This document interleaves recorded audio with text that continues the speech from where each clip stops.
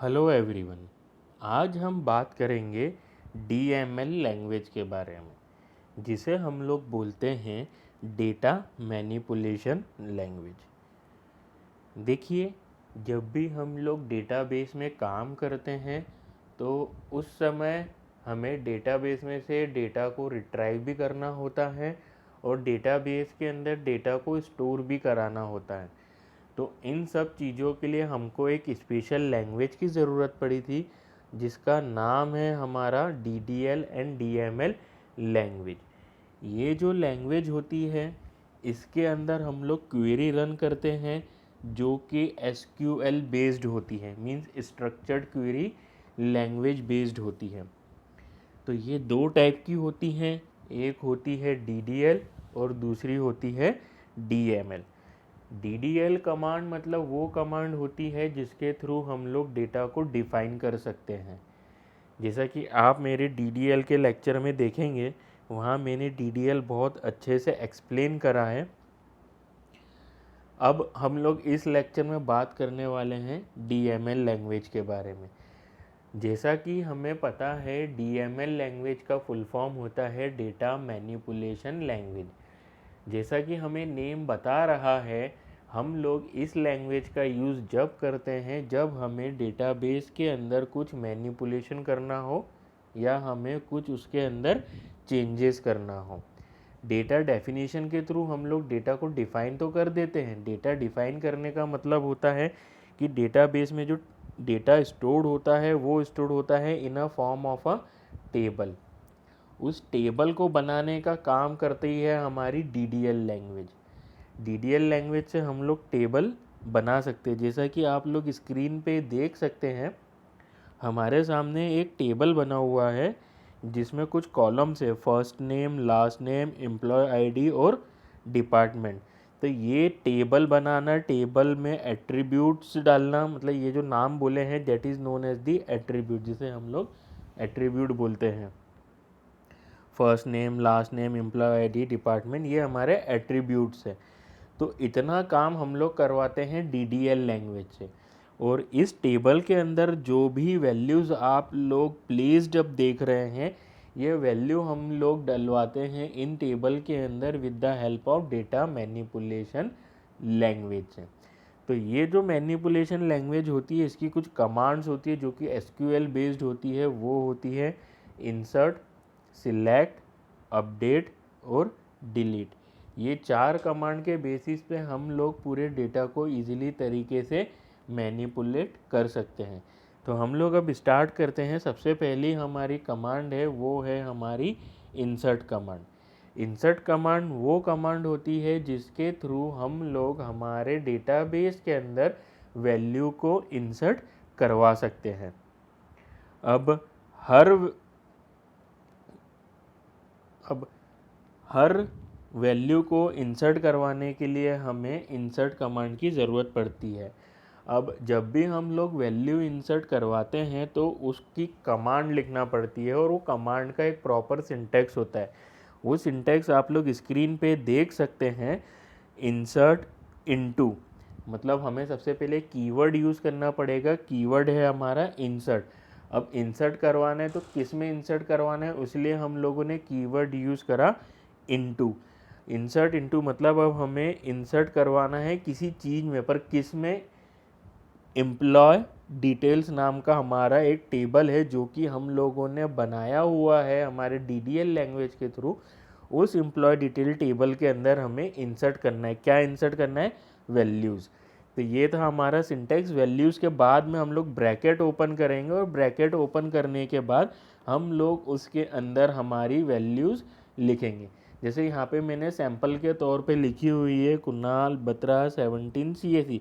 ये मैंने एक एग्जाम्पल के तौर पे लिखा है यहाँ पे। इस टाइप से अगर हम लोग टेबल में देखेंगे तो राहुल शर्मा 199 सेल्स, तो इस टाइप से हमें वैल्यू वहाँ पे इंसर्ट कराना पड़ती है। और जो भी वैल्यू होती है वो कॉलम वाइज इंसर्ट होती है सिंगल कोट ब्रैकेट के अंदर। अब जैसे फॉर एग्जांपल यहाँ पे insert into employee detail values है। वैल्यूज़ का ब्रैकेट ओपन, सबसे वैल्यू लिखी है कुणाल, तो ये जो वैल्यू है ये वैल्यू जाएगी हमारे फर्स्ट नेम के कॉलम में, single quote bracket single quote में लिखेंगे, फिर कॉमा, फिर सेकंड वैल्यू, और ये जो सेकंड वैल्यू होगी ये जाएगी हमारे सेकंड नंबर के कॉलम में, जैसे 12, तो वो अब वो जाएगा लास्ट नेम वाले कॉलम में, जो कि हमारी जो भी टेक्स्ट वैल्यू होगी उस टेक्स्ट वैल्यू को हम लोग लिखते हैं सिंगल कोट में। अब ये जो एम्प्लॉय आईडी है, इस एम्प्लॉय आईडी को हम लोगों ने बनाते समय बता दिया था कि इसके अंदर जो वैल्यू रहेगी वो वैल्यू रहेगी insert value, sorry integer value. तो इस इंटीजर वैल्यू को जब भी हम लोग टेबल के अंदर इंसर्ट करवाते हैं तो हम लोग उसको सिंगल कोट के अंदर नहीं लिखते हैं। जैसे यहाँ पे 17 लिखा हुआ है तो ये सिंगल कोट में नहीं आएगा, then comma and then single quote के अंदर लास्ट कॉलम की वैल्यू जो कि है हमारा डिपार्टमेंट। तो ये होती है हमारी इंसर्ट कमांड, जिसके थ्रू हम लोग इंसर्ट करवा सकते हैं सारी वैल्यूज़ को हमारे टेबल के अंदर। अब ऐसा कंपलसरी नहीं है कि हम लोग एक कमांड हर वैल्यू को इंसर्ट कराने के लिए हमें रन करना पड़ेगी। एक बार एंट्री हो गई, देन सेकंड के लिए, देन थर्ड के लिए, देन जितनी एंट्रीज हमें करवाना है पूरी की पूरी एंट्रीज हम लोग इंसर्ट कमांड के थ्रू करवा सकते हैं। अब नेक्स्ट कमांड आती है हमारी सिलेक्ट कमांड। सिलेक्ट कमांड हमें ये बताती है कि अब हमें जो भी वैल्यू, अब जैसे सिलेक्ट कमांड बेसिकली जब यूज़ की जाती है जब हमें डेटाबेस के अंदर से कुछ डेटा को रिट्राइव करना हो, कुछ डेटा को एक्सेस करना हो, तो उस समय जो हम लोग कमांड यूज़ करते हैं वो कमांड होती है हमारी सिलेक्ट कमांड। अब सिलेक्ट कमांड दो तरीके से रन की जा सकती है, एक तो पूरा का पूरा टेबल एक्सेस करने के लिए, दूसरा उस टेबल के अंदर से कुछ वैल्यू को एक्सेस करने के लिए हम लोग सिलेक्ट कमांड का यूज़ करते हैं। इन दोनों ही टाइप के ऑपरेशंस के लिए हम लोगों को सिलेक्ट कमांड के जो सिंटैक्स होते हैं वो अलग अलग होते हैं। तो जैसा कि हम लोग स्क्रीन पे देख सकते हैं, जो सबसे पहली कमांड लिखी हुई है सिलेक्ट स्टार फ्रॉम। अगर हमें सिलेक्ट कमांड रन करना है तो उसके लिए हमें कीवर्ड यूज़ करना पड़ेगा, वो है सिलेक्ट। सिलेक्ट के बाद में हमने लिखा है स्टार। स्टार का मीनिंग होता है ऑल वैल्यूज़, जितनी भी वैल्यू हमारे टेबल के अंदर है वो सभी वैल्यूज़। सिलेक्ट स्टार फ्रॉम, अब किस में से सिलेक्ट करना है वो हमें बताना पड़ेगा, इसलिए यहाँ पे हम लोग जैसे इंसर्ट के साथ हम लोगों ने कीवर्ड यूज़ करा था इनटू, अब सिलेक्ट के साथ कीवर्ड यूज़ करेंगे हम लोग फ्रॉम। फ्रॉम टेबल का नाम, हमारे टेबल का नाम है एम्प्लॉय डिटेल्स। अगर मैं सिर्फ इतनी ही कमांड लिख के छोड़ देता तो मेरा जो इंसर्ट वाला टेबल था जो आप स्क्रीन पे देख रहे हैं ये एज इट इज़ शो होता, बट अभी मैंने सिलेक्ट कमांड के अंदर कंडीशन डाल दी। कंडीशन ये डाली मैंने कि हमें select star from employ details, मतलब हमें वो सारी वैल्यू चाहिए एम्प्लॉय डिटेल में से। अब कंडीशन के लिए हमने वेयर यूज़ करा, यहाँ पे where employee ID is greater than 60। इस कमांड का ये मीनिंग हुआ कि हमें हमारे डेटाबेस में से वो सारी वैल्यू चाहिए जिन एम्प्लॉयज़ का आईडी 60 से ज़्यादा हो। तो ये कमांड जैसे ही एग्जीक्यूट होगी हमारी, तो हमारे सामने जो स्क्रीन पे शो हो रहा है टेबल, ये टेबल हमारा शो होगा जिसके अंदर वही एम्प्लॉय की डिटेल्स होगी जिसकी आईडी 60 से ज़्यादा है।